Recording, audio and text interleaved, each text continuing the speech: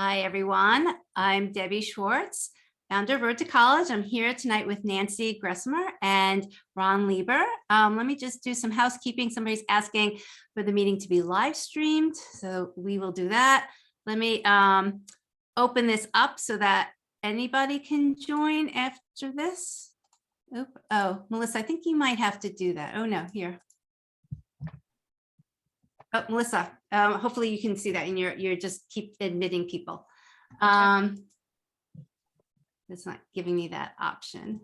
Okay, so we have a nice turnout tonight, and we run these as meetings. Just I was telling Nancy earlier, so that the three of us kind of don't feel like we're talking into the black world out there, that we do see some people's faces. And also it gives you the chance, if you really want to ask a question, and we have it all the time, you can unmute yourself and ask your question, or absolutely put it in chat.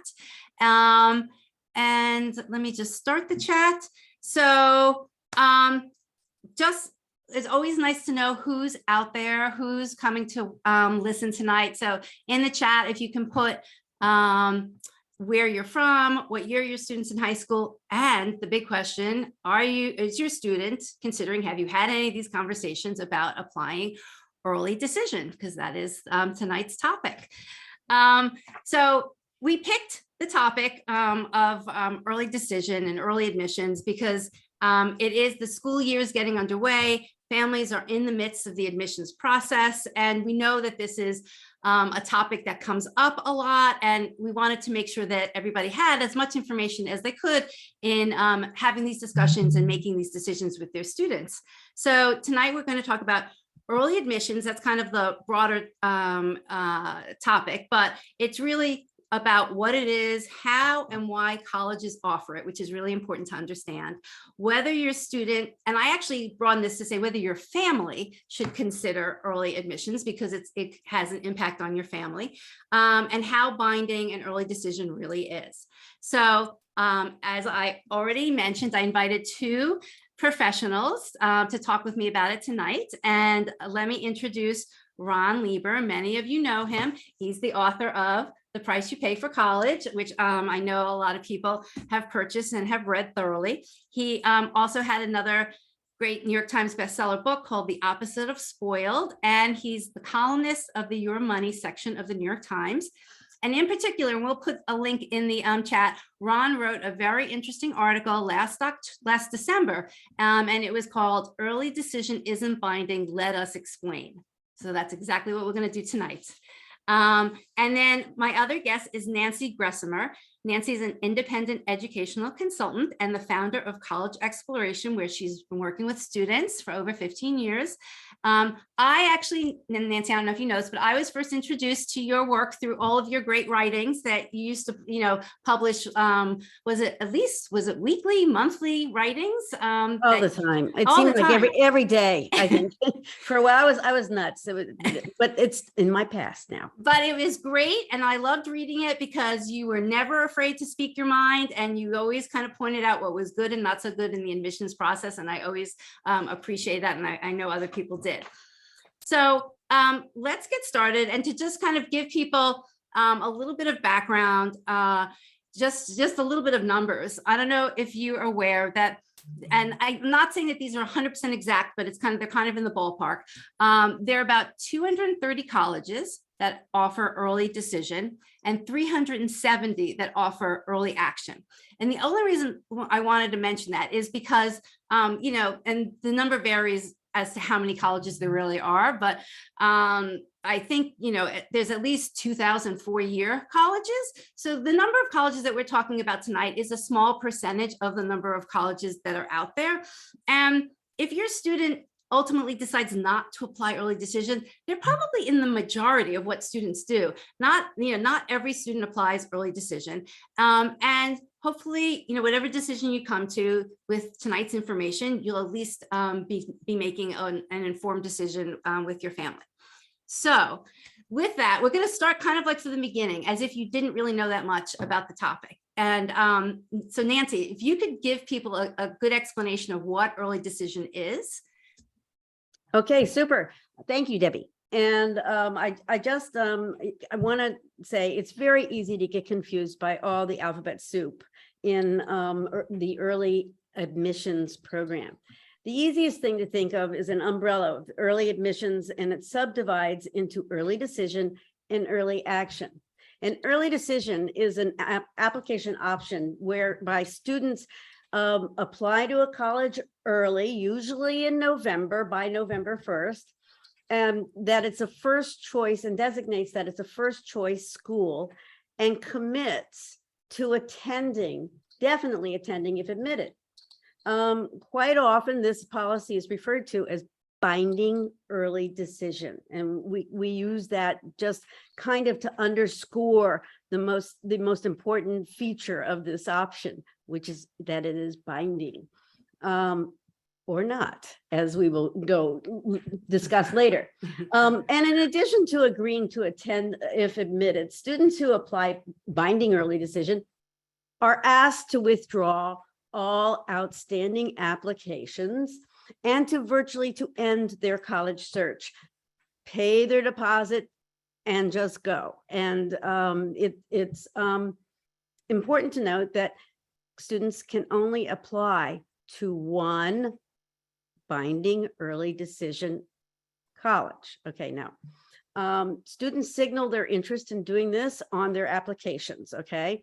Whether it's the Common App or the Coalition app or a house app like Wake Forest or what have you, you indicate, check a box, drop down, whatever you're going to do.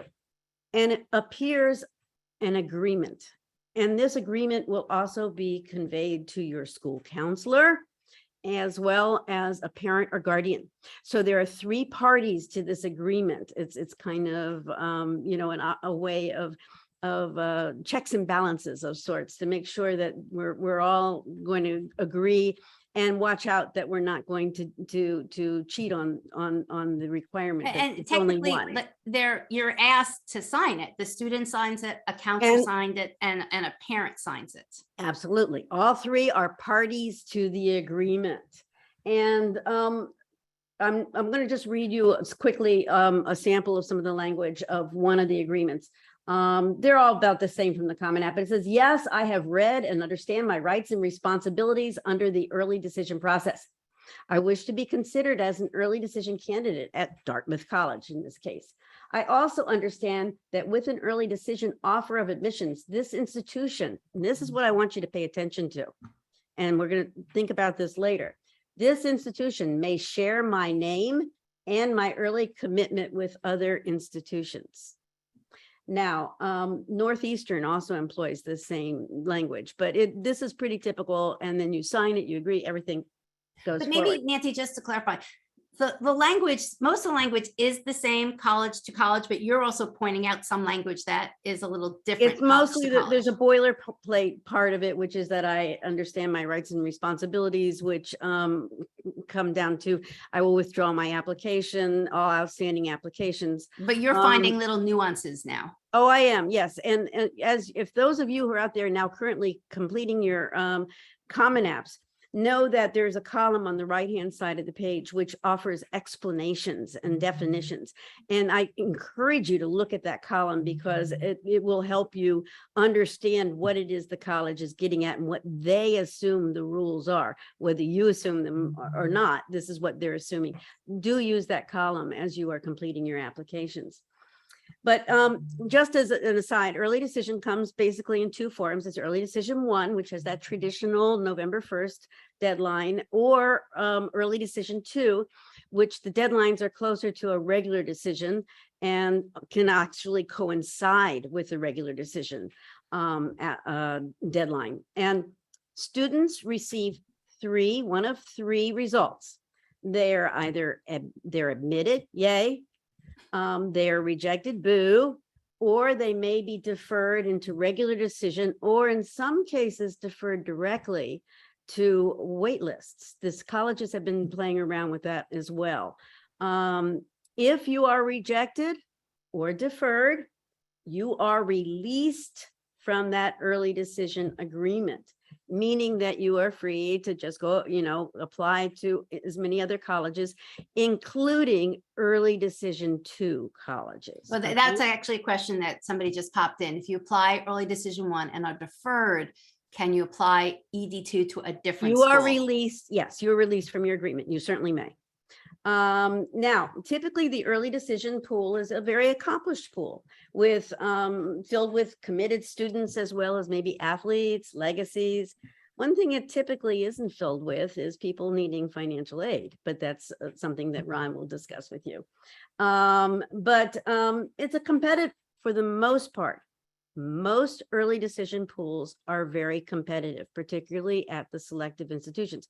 There are exceptions. There are some early decision pools that are not competitive, that are actually students stretching to get in, going to their last, trying to get in, and where their credentials may not be what may be expected. An example of that might be Virginia Tech. In the old days, Virginia Tech's getting more selective now, but for a long time, the early decision pool was less competitive than the early action pool. Now, just to contrast this briefly, early action, on the other hand, as opposed to binding early decision, is non-binding. It also gives the student the opportunity to apply early, get an early read on their application before the normal. And but the student does not have to send the money in yet, unless they're getting a lot of pressure about that housing contract. They are free to make their decision by May 1st. Okay, now there are lots of little flavors and kinks to early action as well. We have restrictive early action. We have single choice early action. I told you you need a program to keep up with the players here. But the thing to keep in mind about those restrictive is that they really are ways to restrict your freedom to apply to whatever colleges you want to apply to. And the overarching theme is that we don't want you to apply binding early decision, both restrictive early action and single choice early action. There are a lot of complications. I'm not going to get into the weeds with that, but they both are restricting you from applying to a school binding early decision. So many times families get to that, do we go with the restrictive early action, which is a very few number of schools, but they're very selective, or do we go with the early decision, which also has selective schools as well, but is a broader universe of colleges? Finally, I looked at, and I'm backing up some of Debbie's numbers here, but we have 1,008 Common App members as of today that have, signed up, and about 230 of them, or 23%, 23, less than a quarter, have binding early decision programs. About 112 or 11% have early action 2. Second bite of the apple. 400 Or early, you mean early decision 2? early decision 2. I'm sorry. I know that's how quickly you can kind of We can switch it. That's right. Right. Early decision 2. 405 offer early action, and 125 offer both early action and early decision. Now, the final thing, early decision is largely a creature of private institutions. It is relatively few public institutions have binding early decision. However, in the Commonwealth of Virginia, where I am sitting right now, we have 4 public institutions with binding early decision. And I'll leave it to you guys to puzzle over which schools they are.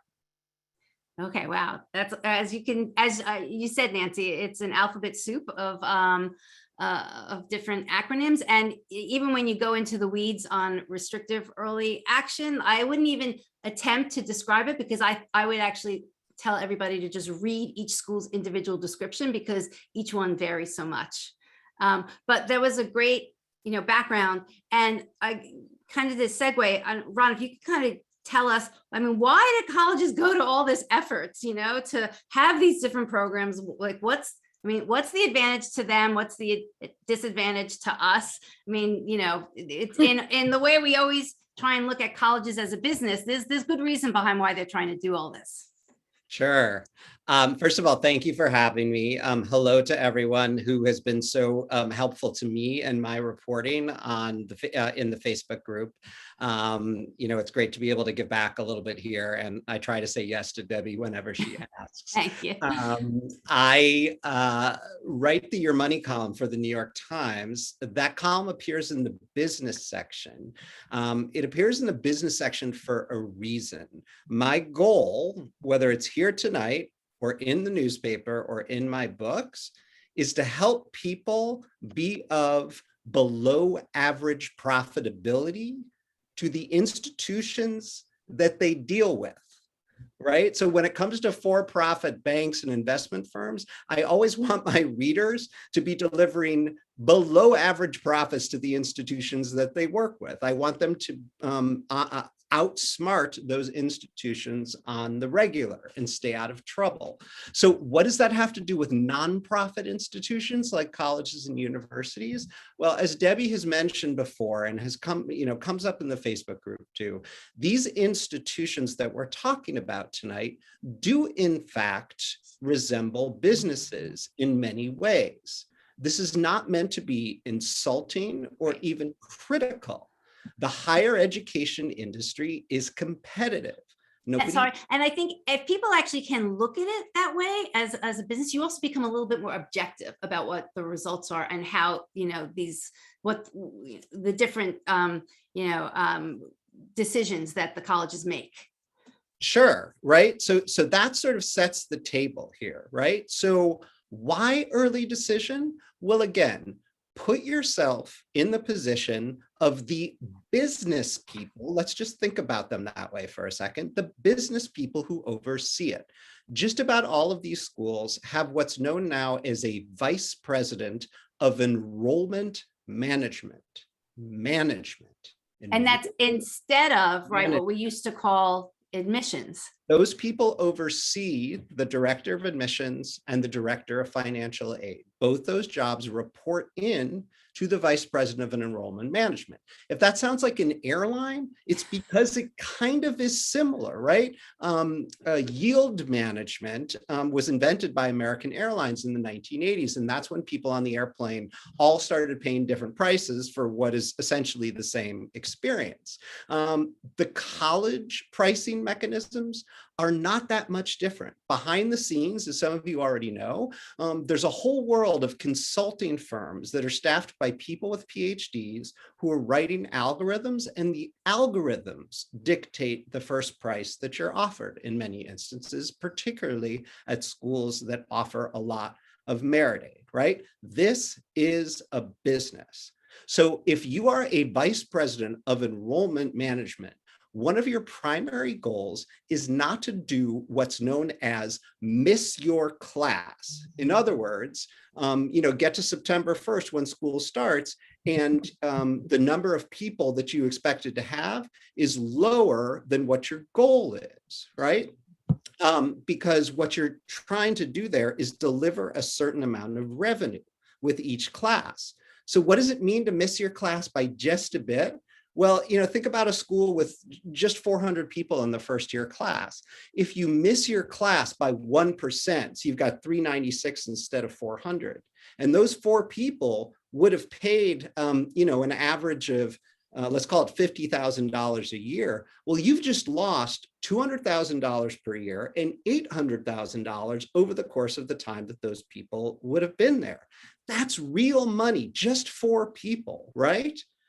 And then there is the confusion of so-called yield during the regular decision round, which is just jargon for who will decide to come if we let them in, right? So these algorithms they use, sometimes they're really, really wrong, right? Human behavior, teenage behavior, parent behavior, super, super emotional, right? Humans are unpredictable. So what if you had a system where you could lock in more than half the people ahead of time? Wouldn't that make May 1st a whole lot easier to try to get predictability around September 1st so you don't lose your job if you miss your class for a few years in a row, which happens on the regular? These people get fired for missing their classes. You lose your job, right? So if you had something like early decision available to you, wouldn't you use it? And yes, early decision applicants are more wealthy on average because they can afford to, sort of take a chance on a binding process, because the quoted price doesn't matter to them. And to the school, that means you have revenue locked in, right? You know exactly what you're going to have for 40, 50, 60% of the class or more. And that makes it that much easier to model what may happen to you in April. So that's the business. Now, what does that lead to? Here are some numbers from the most recent year. Barnard, 56% of their class early decision. Bates, 63%. Bowdoin, 51%. Claremont McKenna, 56%. Colgate, 56%. Grinnell, 61%. Middlebury, 63%. I mean, I could go on, but I'm not going to. And by contrast, Tulane University admitted 106 kids, just 106 kids during the regular decision round. Wow, that's amazing. 106. Yep. And you know what happened to the Tulane vice president of enrollment management? He wasn't fired. He was hired away by Northeastern University. And as many of you know, these are two of the most sharp-elbowed admissions operations in the United States of America. That guy got promoted for that. This is how the business of early decision works. Amazing. And not just, so they lock in revenue, they tend to actually maybe use less of their financial aid during that round because the families can afford it more. They can kind of pick the cream of the crop of the students applying, because the students who are applying tend to, have stronger stats.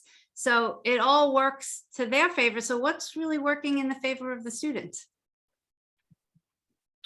Nancy, do you want to take that, or do you want me to take my shot? Well, I mean, the student is getting an early read on the application. They're getting the pleasure of possibly being admitted before the winter holiday, the winter break, and they can take off the rest of senior year in the best of all worlds. But the power of this tool that the enrollment management types are using, and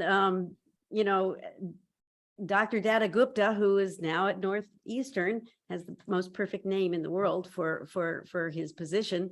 They not only can they pick the cream of the crop, they begin to shape the class.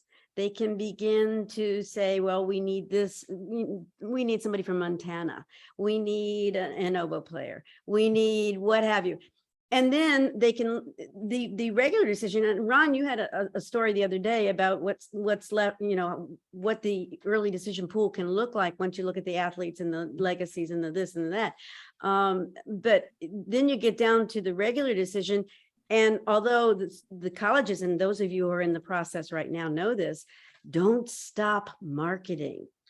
They continuously are bombarding you with emails, with cards, with personalized letters. And by the way, those postcards, if any of you have gotten those postcards, those are written by computers. They are not written by some little undergraduate. It's part of the enrollment management package that a college can purchase. And but they don't, the point is, even if they have 60% of the class covered, filled, and they and they're really being able to tightly project how many beds they're going to need, how many this and that, they continue to market so that the numbers for the regular decision pool increase and increase. And yet then you get into the situation like Tulane, and it's 106, 109 kids are accepted during regular decision. The yield is controlled. It's about I think now they estimate maybe 98, 97% yield. That is, those that say yes to the dress, that they're coming. And then so that's pretty much controlled. But it also begins to drive down selectivity, because again, we don't stop marketing. That marketing machine goes all year long, beating the drum. to even the least qualified students, getting personalized letters and notes that, well, of course, they must want me. And then they submit an application and bingo, that's another number up, and the selectivity can be driven down that way. And I'm curious why. So I mean, what you described, Ron, perfectly fits in for early decision, but it's not as strong when you talk about early action, because they can't, kids aren't committed the same way to the decision. So why would a school choose to do early action and not do early decision? Now that we've kind of, from a business standpoint, talked about all the benefits of going early decision. Yeah, so Debbie, I'm itching to answer some of those questions in the chat. I feel like I'm less equipped to answer the question that you just asked. Sure. I would toss that one to Nancy as well. Oh, well, they don't have the clout. They don't have the power. I mean, part of this is, and those that went the gentler route, supposedly the early action, but who are powerful, may put restrictions and strings on it, and they made it restrictive early action. Others, the early action, having early action, it's a management decision. They want to partly control the flow of applications. Well, you talk about that, particularly the past year or two, with the increase in applications going through these admissions offices. Well, it's getting, and that's why they're jerking around some of the deadlines and dates, trying to move them up, shift them this way, shift them that way, because it's, again, put your management hat on. You're getting these things that have to be read. You have to hire, additional staff maybe to even read them. And the flow, you don't want it all to come. I mean, the old days when I applied to college mostly, and when Ron was applying, I mean, January 1st, it's still a huge day. Make no mistake. The Common App and some of them can still crash on January 1st. But we're looking now to spread things out to make the numbers more manageable coming in the door. It's strictly a management decision. And that's why some schools have added early, University of Southern California this year has added early action, I assume, because the flow of applications was getting unmanageable. And then down the street, we have Caltech has started restricted single choice early action down the street. So we, look to So your a left, lot of these are your just right. they're just almost competitive moves, Well, it's all competition. These are Right. medieval fiefdoms. They have a drawbridge that they choose to bring down or not bring down. They can live, they have their own economics. They can live independently. They don't depend on one another.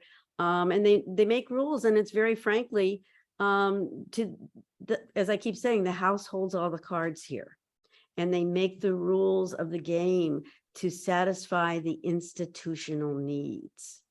And whether it's the flow of applications in the door, whether it is getting a handle on what's, your class composition, your class size. We have some interesting, and I did see in the chat box that somebody got that the 4 in Virginia, University of Virginia, William and Mary, Virginia Tech, and the last one was Christopher Newport University. Those are the 4 that have binding early decision. And the interesting one to be watching right now from my perspective, my students' perspective, is that University of Virginia for many years got rid of they had binding early decision in the day, and they got rid of it in a big, statement. It was a march across the country about how it was unfair to low income students and so forth. 3 years ago, they reinstated it. And the first year that they had it on board, they accepted 19% of the class binding early decision. The second year, they accepted 25% of the class binding early decision. This past year, they accepted just a wee bit under 30% of the class binding early decision. Now, what's going on here? This is exactly what Ron is talking about. They're getting a handle on, and they want to move up in selectivity, they want to move up in rankings, and they want to get a handle on the class, because with this huge number of applications, the enrollment management software has no experience dealing with these numbers. So And over the years, it kind of making learns. mistakes. Yeah. Well, it learns, and it's been making mistakes, and an incredible number of schools, and I think most in the Commonwealth, are over enrolled and have been for 2 years because the enrollment management, we have not been able to get a handle on this spigot. It just is, it's just like a fire hose. It's coming at us. Now, in terms of the 4 early decision schools in the Commonwealth, again, UVA accepted 44% of its applicants early decision and 20% irregular decision. Virginia Tech accepted 58% early decision, 56% regular decision. William and Mary, 49% early decision, 36% regular decision. And Christopher Newport, 91% early decision and 88% regular. Now, Virginia Tech has publicly said that they feel that early decision for a public university should not be more than 20% of the class. And they have, in my experience, have held to that. William and Mary routinely takes approximately a third of the class. Last year, it was about 34% of the class was filled binding early decision. And Christopher Newport, God bless them, fills 19% of their class binding early decision. But it is also a tool for them. There are kids that are in love with Christopher Newport, want to go there. It's their top choice school. They're willing to sign that contract, and they are thrilled to be able to put logo gear under the Christmas tree. So let me just switch, because there's a lot of questions about money and applying early decision, particularly, related to financial aid and merit scholarships. I don't know, Ron, if you can talk a little bit about there were some questions about, do you really get the same merit if you apply early? If you need financial aid, is it a bad idea to be applying early? So this halo of money and what can you really afford it, it is a big factor in deciding and to let your student apply early or not. Yeah, there's a lot to say about that. I'm going to keep some of it until we get to, the is it really binding part. But yeah, to address those questions, well, let me just stop and quickly go at a couple of really good ones that are 15 or 20 slots up the chat, and then I'll talk to the merit stuff. I want to go back to a word that Nancy used in passing, but I think we need to seize on: power. What we're talking about here is market power or lack thereof. And so for those of you way up in the chat who are mystified about why Harvard or Hopkins doesn't just knock it off, the reason why they don't is that they're not sure that they're going to get the competitive response that they want when they do. And over the past 20 or 25 years, at various points, various Ivy plus schools have, sort of tried to switch it around. I think in the hopes that everybody else would, everybody that they care about would follow. Doesn't always work out that way. So the question then becomes, well, why can't they just all, sort of get together as nonprofits and say, let's do what's good for everybody all at once? Well, then the antitrust officials show up and start doing their trust busting. This has happened more than once, and it's an equal opportunity political act. Democrats have done it, and Republicans have as well, depending on who is in the White House. So power, right? It turns out that even Harvard may not have enough market power to do what it wants all the time necessarily. There was a question about odds, right? Or about athletes, right? So, what's in it for students? Well, many people believe, and in many cases rightfully so, that your admissions odds are better if you apply early. But let's talk for a minute about small liberal arts colleges, which many people here are interested in. And let's say your small liberal arts college has 450 people in the first year class. Well, it turns out at many of these small liberal arts colleges, each class has 150 athletes. And what most people don't understand, so that's a third of the class, right? And what most people don't understand is that athletes are recruited at the Division III level, and they are more or less guaranteed admission in the summer before their senior year of college, as long as they apply early. Not making this up. Athletes, guaranteed admission if they apply early, a third of the class, right? So if only 40 or 45 or even 50% of the class is getting in early, right? but way more than half of those people getting in early are athletes. And then, right, the early decision pool is stocked with legacy applicants, high net worth individuals who have been pre-identified by the fundraising apparatus at that school as special cases, and children of famous people. It is possible at those schools that your child has a worse chance of getting it in early decision, not a better one. Now, do we know this is true? No, we don't. Why don't we know? Because they don't release the data. Why don't they release the data? It's not in their interest. Why is it not in their interest? Because this is a competitive market. Why is it a competitive market? Because it's like a business.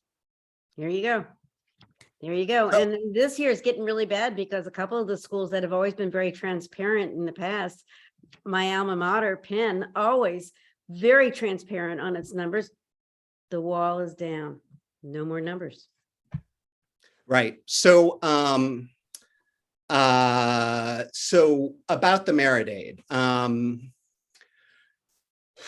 If you were somebody who runs enrollment management, would you be generous with merit aid with people who have raised their hands and said, I will come no matter what?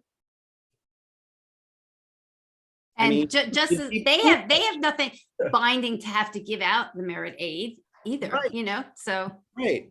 So, you know, so this is not a question that I would ask a couple of randos, you know, on a Zoom meeting. This is a question I would take to the institutions and say, where is my merit aid pre-read, right? Where is merit aid in your net price calculator? Where is your grid that your algorithm is using to make offers to people? Why not make it public? Because isn't it kind of classist to expect me to sign up for a binding agreement when I don't know within $100,000 over 4 years what the price will be, right? We are not supplicants in this process. We are applicants. It is a competitive market, and it is okay to ask these questions in a slightly calmer tone of voice than I am using. And Ron, you identified 2 schools that have been offering merit pre-reads. Yes, Whitman College in Walla Walla, Washington, and the College of Worcester in Worcester, Ohio. You literally go to them, submit your financials, submit your kids, you know, grades and scores, and maybe a little bit about their extracurricular interests. And a real human being, not an algorithm, a real human being takes a close look and then says, if your kid gets in early decision or not, or if you get in, if it's the student, you know, who's having the conversation or getting the email, here's what we would offer you.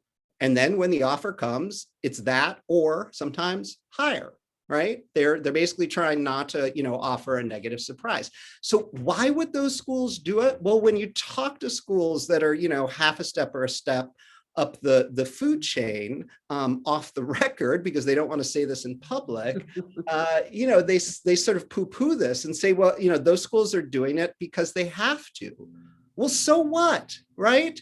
Asking people to bind themselves, you know, to an agreement to come when they don't know within 6 figures what the price will be isn't fair. It's classist, right? So if you want to stand up and defend a classist system, don't do it off the record. Do it in public. And the way you do it in public is by refusing to offer any predictability on merit aid ahead of time and expecting people to cross their fingers, or essentially telling them they have to sit out what may or may not be better odds of admission because they don't have enough money, right? They can't say that in public because it's a really bad look, but it's what's going on with many of these institutions. And we don't know if you went to, you know, a college and asked them for a merit pre-read, whether they would give it, but it's worth trying. I mean, that's what I tell everybody, you know, ask the college as many questions as you need to get information to make a decision. And if this is one of those things, again, we can't guarantee that they'll do it, but it may be if enough people kind of pressure, they'll see that it's, you know, what the consumer wants. So it might be something that they start to give, but, you know, it's only going to come when people ask for it. Yeah, Well, thank you're right. you. Can I just put a finer point on that? There are 316 people here. Um, if 31 of you go to Denison and Kenyon this fall and say, why won't you give me merit aid pre-read the way that Worcester does? That's going to make a difference Right. here. Right. I'm trying to raise an army. I don't mean to be like combative about this, right? But we are actors in a marketplace. We have more power than we think. And it is okay to politely ask for things, right? And if enough people do, things just might change. Right. Sorry, Nancy, I didn't mean to interrupt. No, what I was going to point out, just to be from the devil's advocate side, if you go and ask most admissions reps about, are you disadvantaged financially applying binding early decision, they will say no. They will say not at all. We give our merit aid, and all the aid is parceled out equally, fairly between. Now, I'm just saying that you here are at this session right now, so you're getting word here from Ron.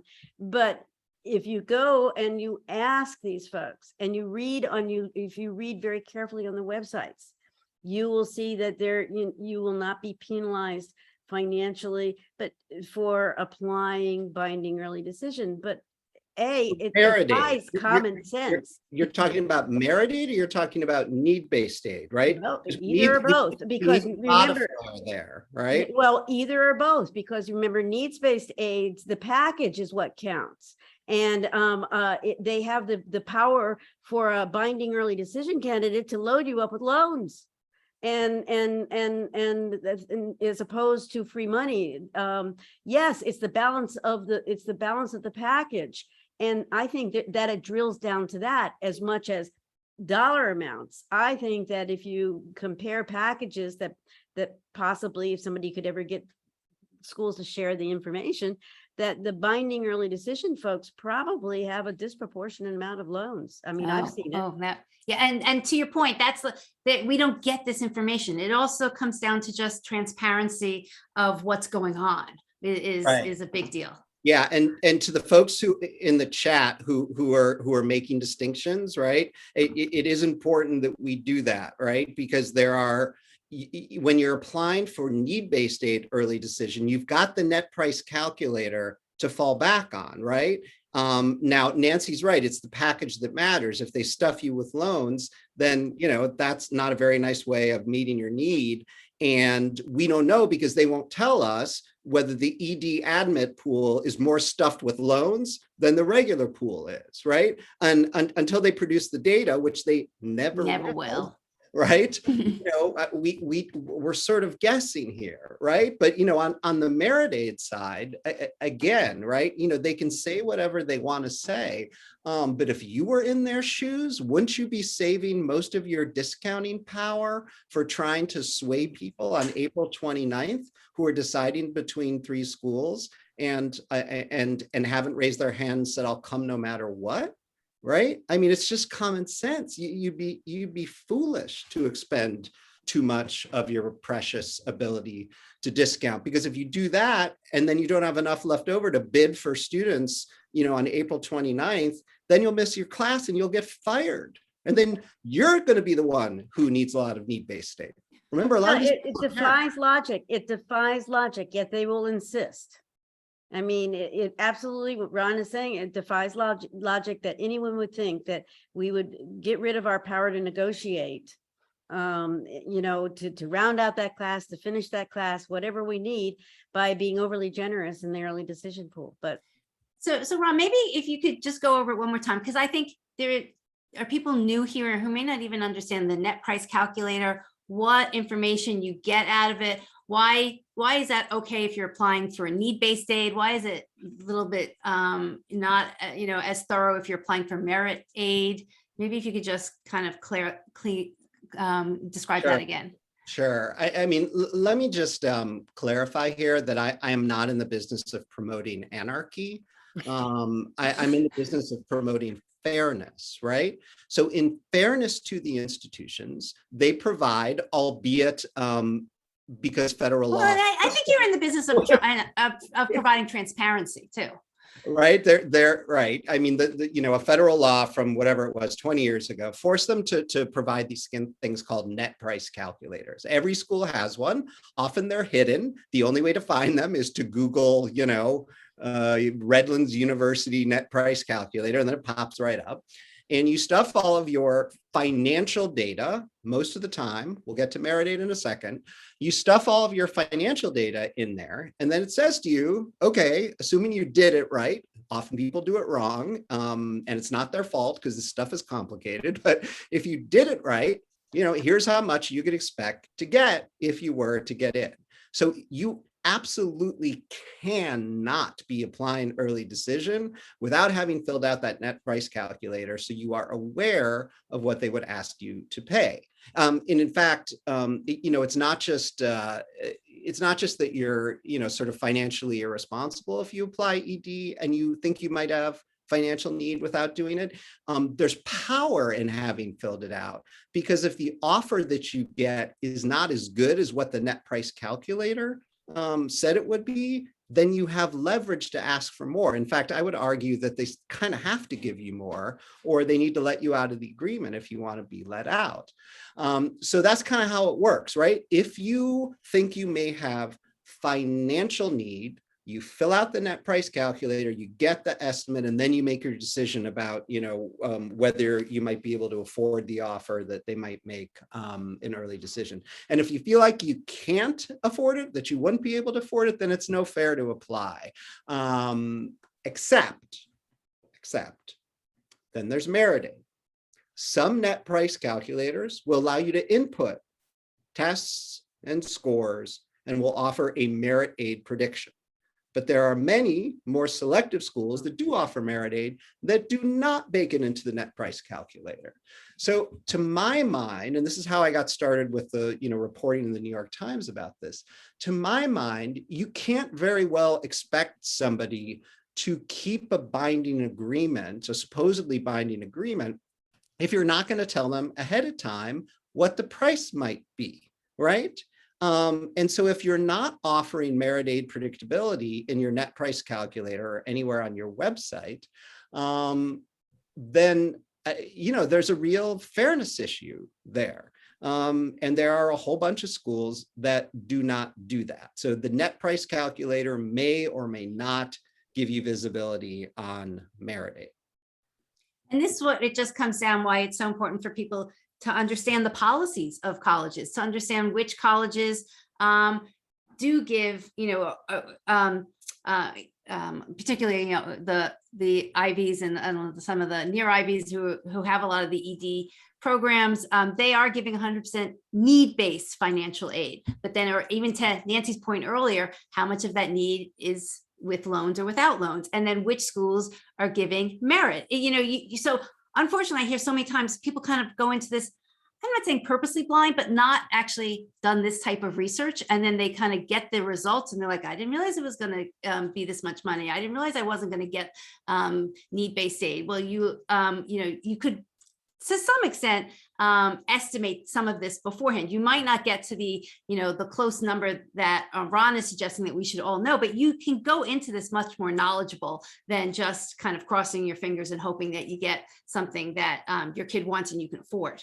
Yeah, and to that point, Debbie, for all of the people in the last 10 or 12 questions who are like, wait, but don't some schools do X, and aren't certain schools like no loan schools? And the answer to almost all those questions is yes, right? Which just proves Debbie's point, right? That all of these schools are operating differently. They may change from year to year. They don't broadcast that fact. Yeah. It isn't reasonable to expect the US news list or whatever to have all of the updates. And the unfortunate fact here is that you just got to read everything. It right? is, yeah. And that if you don't understand it, again, for the 1,000th time, it's not your fault if you don't understand it. But if you don't understand it, ask. It's okay to ask. Nobody's keeping score. Nobody's taking names. It's not, impertinent, right? It's not rude to ask.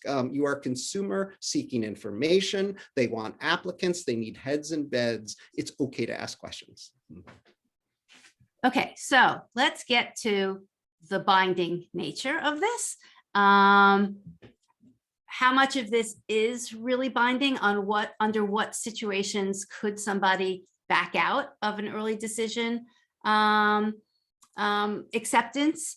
And also, like, what type of ethics are there behind, in which cases we would feel is ethically okay and some being not so ethically okay. And Nancy, maybe you want to even explain some of the check mark boxes that people, have to fill out on the application, and how, whether that might give an indication to the college about a little bit more about what that family's needs are or aren't. Well, the colleges are getting much more aggressive over the years and asking what your intentions are and whether you think you need financial aid or merit aid. And the Common App has a central question that asks, do you intend to fill out a FAFSA? But the individual member-based questions, the questions the colleges ask themselves, they can ask 2 and 3 different ways. Do you need money? And I mean, I looked at one application this afternoon was, are you going to do finance? And also the other interesting thing is that so many parents really don't, I mean, this is a whole separate meeting, difference between merit aid, financial, all this terminology that when they're filling it out, they don't really understand. Well, yeah, I need financial aid versus, do you need merit aid? Do you need what? And this one question, literally, there were 3 questions in a row asking it using technical terminology that maybe the average family wouldn't know. And they would just say, money, money, money. Yes, yes, yes. Or I have heard that if I need money, that my child's chances of being admitted may go down. That as opposed, there's the needs aware, needs blind, and all that. But if I don't check the box that I'm going to file FAFSA, if I don't check the box saying I would like a little bit of merit aid, that maybe my child would have an advantage in the process. And so, to Ron's point about doing your homework up front, I suspect that some people are intentionally blind. They don't want to do the homework up front because they want to pray that yes, some money will rain down upon them. But they also don't want to have to check that box. And Go ahead, sorry. They don't want to check that box. They want to get the admissions advantage of not needing money. And then some parents think that after the fact, they can come back around and say, that was a mistake. I really do need money. And so you're saying some people don't want to really give any indication to the school that they potentially might need money. They Right. let their child apply that way. The student does get in, and then they go back and ask the school, can you now review? Or, just to get to the ethical question that we're sort of inching in on, that the child does not withdraw their applications. And the language, I mean, Ron pointed this out in his article, the language around what you're supposed to do immediately after you've been admitted, and what's the next step after that, waiting for the money and waiting for it to see what happens. They don't withdraw the other applications. They keep them, whether they get the financial aid package or not, although they have a deadline when they're supposed to put their deposit down. And it turns out that, boom, he got into this college. We didn't expect that they was going to get into that college. And now we really want to go there, and we got to get out of this binding early decision agreement. And we're going to use that we didn't get any money. Well, if you didn't check anywhere that you might need it, or that you were going to apply, or give them a heads up that you're applying for this scholarship or that scholarship, I don't know. I mean, to me, that seems like you're kind of abusing the system a little bit, but Ron and I disagree on that a little. I agree there, sort of the moral issues here are kind of fuzzy because, again, the colleges are playing this game to their advantage, and it's not a fair game. It's rigged, to use a, Yeah. So Debbie, you want me to walk everybody through my thought process and reporting process here? Yep. What led to that piece that you just posted in the comments? But just quickly, first, I want to respond to somebody who just messaged me directly, who said, really? Colleges that are highly selective will tell you politely to go pound sand if you ask too many questions. I was thinking the same thing. I'm sorry. There are some that would. So if that's how they conduct themselves, first of all, screenshot the exchange and send it to me, because I'd be happy to have a word with them about how they conduct themselves in the marketplace. This is useful information for reporters. But really, if there's that level of arrogance, imagine the level of arrogance that will exist if your kid is having a mental health problem and they can't get an appointment. Imagine the arrogance in the classroom. I mean, to some extent, it's a little bit like dating. This is the time period, the admissions time is when they should be kind of on their best behavior to try and attract students to apply. And then, of course, when they get in, to make sure they enroll. So if they're exhibiting that behavior, to your point, Ron, what's it going to be like once your student is already I don't at think school? anybody's going to exhibit. I mean, they're not going to exhibit negative behavior. Never. I mean, virtually never. It's just whether or not the institution goes, well, we've got 100,000 applications here, and this guy's a real pain in the neck. And, that's, and I think parents worry about that in terms of badgering places about questions. They worry. Definitely. But, as long as you're not rude, I mean, remember, there are thousands or tens of thousands of people here. I mean, are they really going to remember the parent who asked 3 perfectly reasonable questions in a polite tone of voice? I mean, we're not talking about, sort of challenging them on principle here. We're just asking for clarity on very, basic bits of information that they do in many, but not all instances, a totally lousy job of explaining to people who are confused, emotionally wrought, and about to spend $500,000 pre-tax. It's inexcusable. We shouldn't stand for it.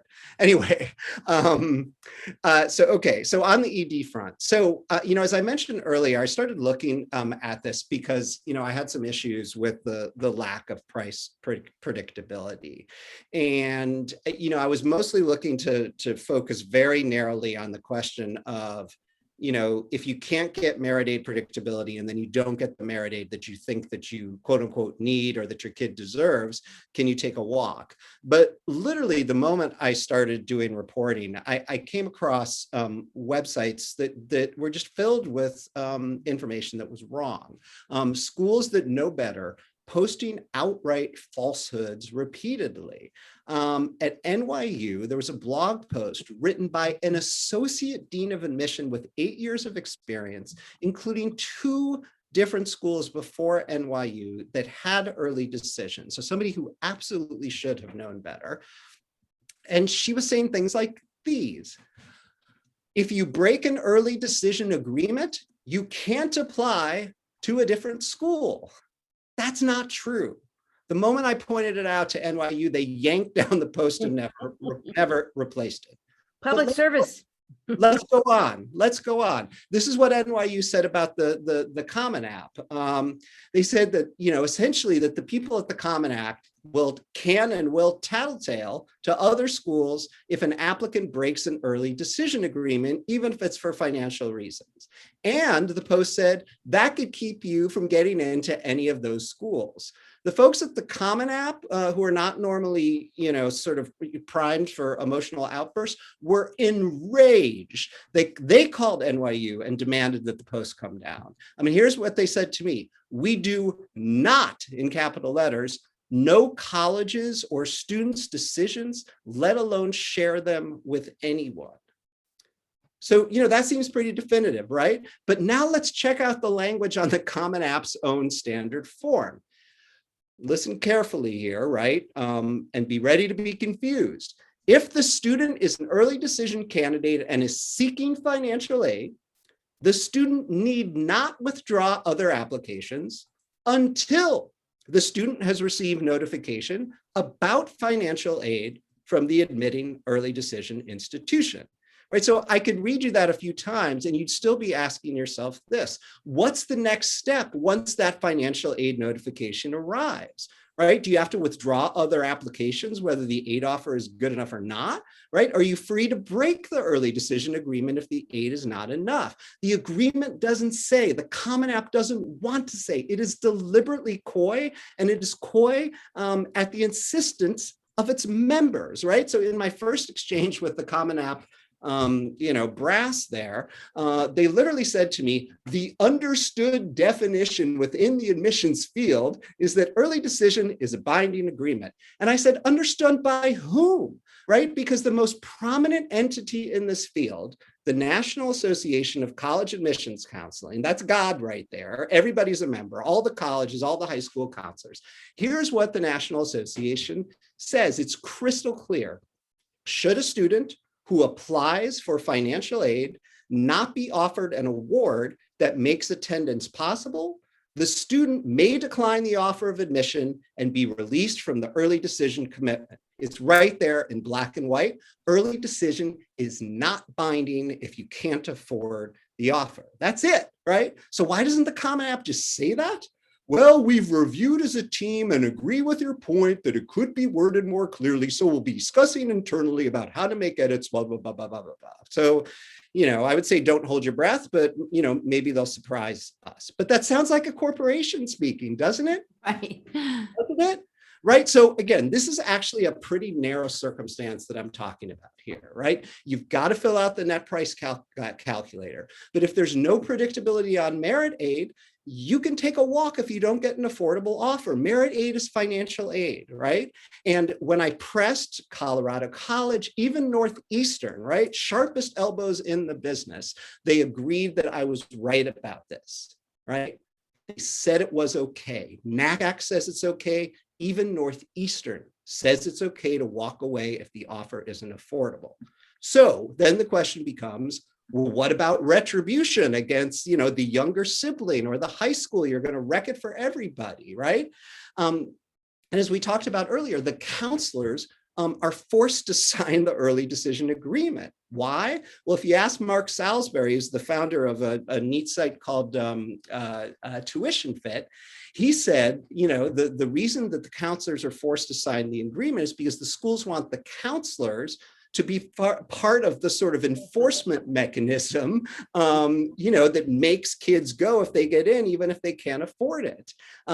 So I took that comment to NYU and said, sounds right to me. And they said, no, absolutely not. We're not trying to make counselors enforcers, and we are not going to hold it against any school that does this, right?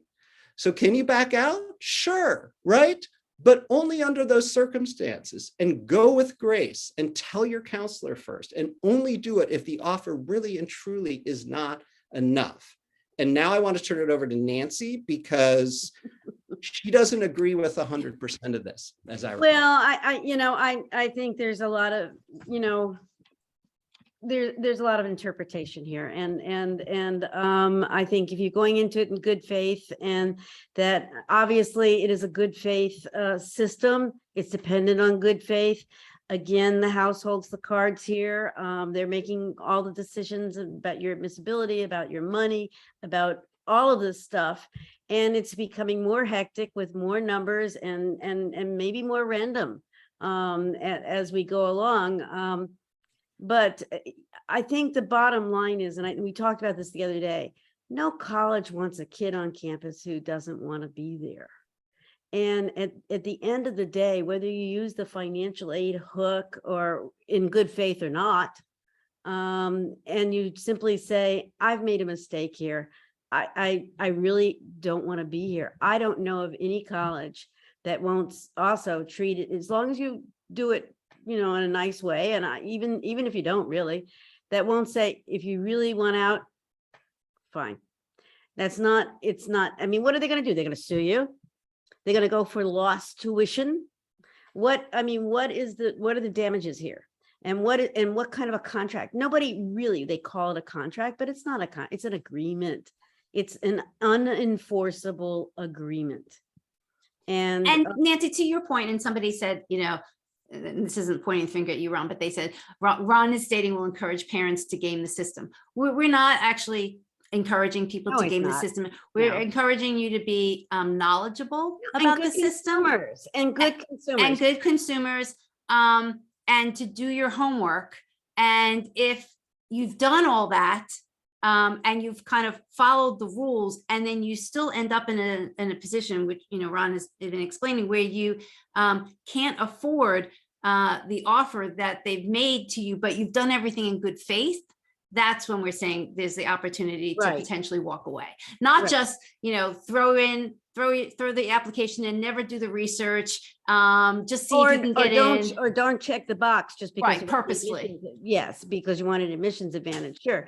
But I mean, again, if the student really doesn't want to be there, the college doesn't really want them. For 90, we'll say 95% of the students who do apply early decision, do it in a considered and thoughtful way.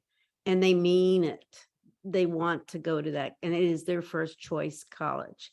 They're really, every aspect of college admissions has some part that's gameable.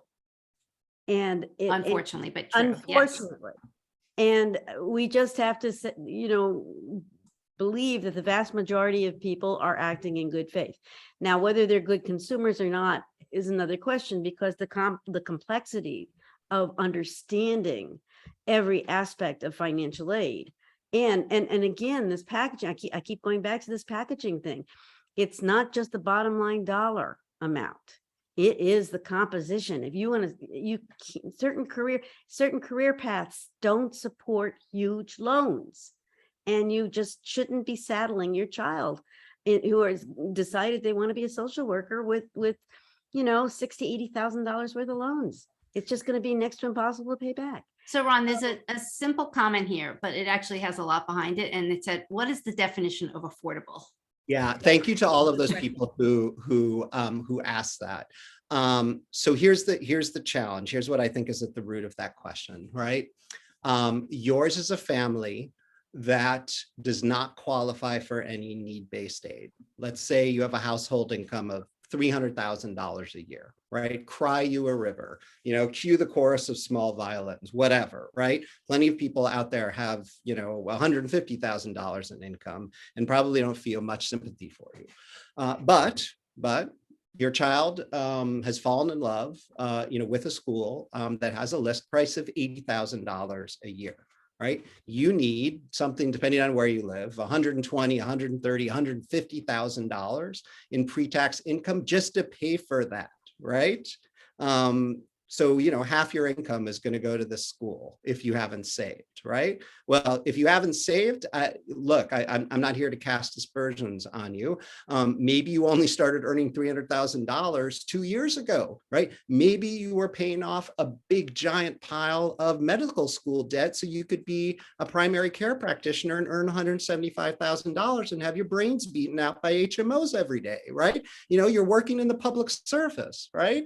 And so maybe you don't have that savings. Anyway, I'm prattling on here, but schools understand this. They understand the concept of felt need, and they would not be offering quote unquote merit aid in the first place if they were not keenly aware that $300,000 families don't really have the ability to pay a $75,000 or $80,000 list price in many instances, and even more, don't have the willingness to do so.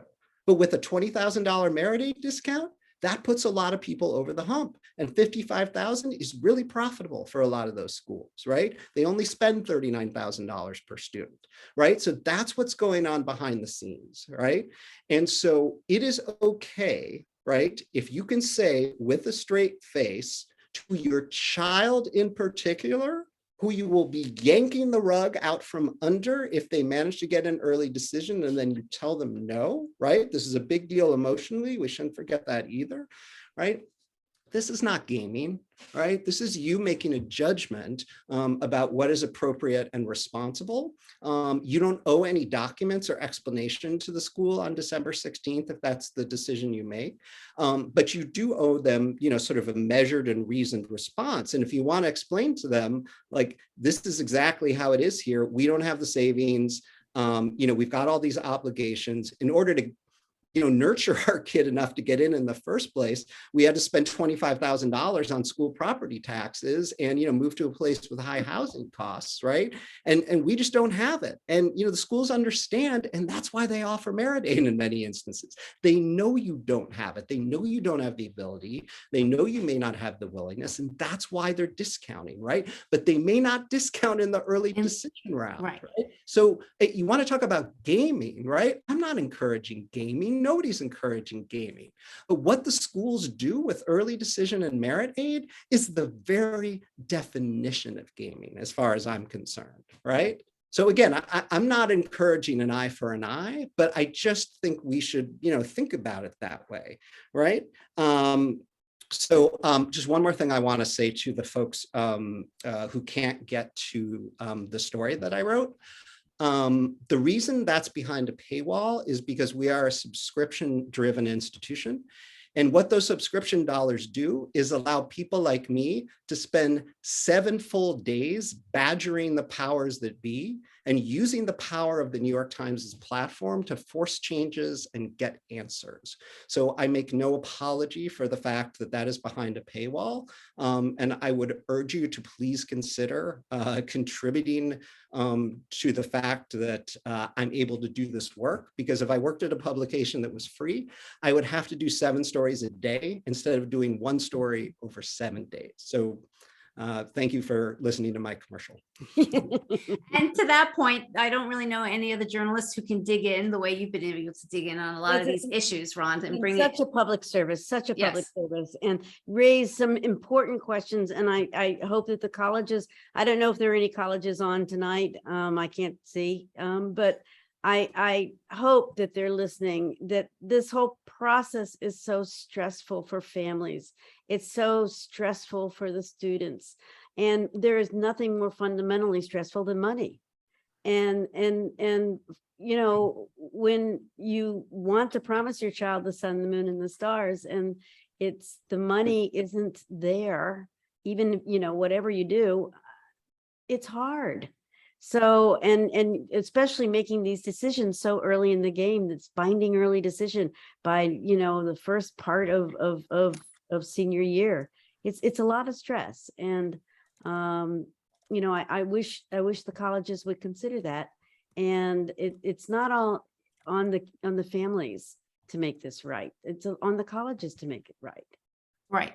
But I mean, again, the whole point of some of the things we're talking about, I don't think it would be, the more we as families and parents and consumers pressure the colleges, they will maybe kind of be more aware or willing to change some of these ways. I mean, I shared with Nancy and Ron and an article that I found on early decision, the history of early decision. It was written in 2001, 21 years ago. Yep. The same issues are here today. There has been no movement in improving these issues. It is actually, they've become slightly worse because of this umbrella of rising costs that lay on top of it. So I don't know how, other than I appreciate Ron kind of bringing it to the masses to try and kind of bring more pressure to the colleges so that they can hear their consumer more about what they need to, work this process and come out. If we can all come out happy, wouldn't that be the best in the end? Well, less stressed. Right. So, well, thank you, Ron and Nancy. This was an amazing conversation. I really hope that people who listened got a lot of value out of it. I know that there were a ton of questions. Oh, there's so many questions. It's too bad that we didn't get to it, but we actually we will print out the chat. We will try and answer some of these in a follow-up email. I'll shoot maybe Ron and Nancy some of them that we can't answer, or we want to get their perspectives on, because there's just a lot of good questions, but unfortunately not enough time in the evening to get through it all. But any last comments from either one of you before we completely say goodbye? Oh, I had a good time. Thank you. Oh, good. Yeah, thanks to all of you for coming, right? I mean, it's, I can yammer on, all I want at the dead tree factory, but unless all of you are out politely asking for more information, nothing's going to change. Right, and also, just to put a plug in, I saw in the chat box that somebody commented that data in the common data set was, not always accurate, and the data is all over the place. One of the things that nice and politely asking for, we didn't really talk about the difference between early decision 1 and early decision 2 much, but the common data set could really improve the form if they added the question. They already have in the question, how many students applied early decision, how many were admitted. And I think somebody said that they mostly do answer it, but it would be very useful for all of us if they would add how many students apply early decision 1, how many students apply early decision 2, and how many were, admitted under each plan. But the common data set, I encourage all of you also to use the common data set to do research, college research, and College Navigator. They give you a lot of information about money and scholarships and so forth that you might find useful in your research, in addition to filling out net price calculators and so forth, looking historically at where the money is distributed within a particular college. But this is a complicated topic, and it is lots of moral issues and issues that are hard to discuss and make sense in an So hour. there's one comment, and this kind of sums it up what we're trying to talk about. Cindy's asking, can you clarify if you can walk away from ED as you don't get enough merit aid? And if we do not qualify for needs-based aid, would it be better to apply regular decision? I can answer the first one, but I'm going to ask Nancy to answer the second one. I mean, it's all, you're looking at your numbers and your odds. You're looking at your numbers. The answer to the first question is yes. I should have been more clear about that. When I went to Connecticut College and when I went to Northeastern, it was in the context of the merit aid wasn't there at all, or it wasn't enough. When you sort of push them into a corner and say to them, look, you're asking people to commit without giving them a price ahead of time, and it could swing by $100,000. Do you really expect them to come if the offer is $100,000 less than they hoped it would? And they said, no, we're not gonna hold people to that. And it wasn't ultimately a close call. Look, I can't promise you that there has never been retribution in the history of, college admissions and broken ED agreements, but there's basic fairness at work here. And just think about it this way. Even at schools as rejective as Northeastern, do they really want 100 or 1,000 people in your community talking about how Northeastern took it out on some kid? Because that's exactly what will happen, right? And the story will get embellished and changed. And that's not good for anybody's brand, forcing people to come who can't afford it, because, the lack of affordability increases dropout rates. And when people don't complete, it looks bad in the statistics, and then you get dinged at US News, and it's none of it's good for anybody when that happens. Yeah. So bottom line is, do your research, make a thoughtful decision, apply early if it makes sense, socially and academically for your student, and somewhat financially. But if the numbers don't work out and you can reasonably go back to the college, then go back. Either they will help you make it work, or then you have a decision, which is a pretty fair decision, to then say, I truly tried to make this work, but I still can't afford it. And I think, to Ron's point, ask questions all along the way. Ask questions. Understand. I think people are shy about it, and ask questions. There's no dumb question. Great. Okay. Thanks, everyone. Thanks, Ron and Nancy. We'll see everyone soon. Bye. Bye-bye.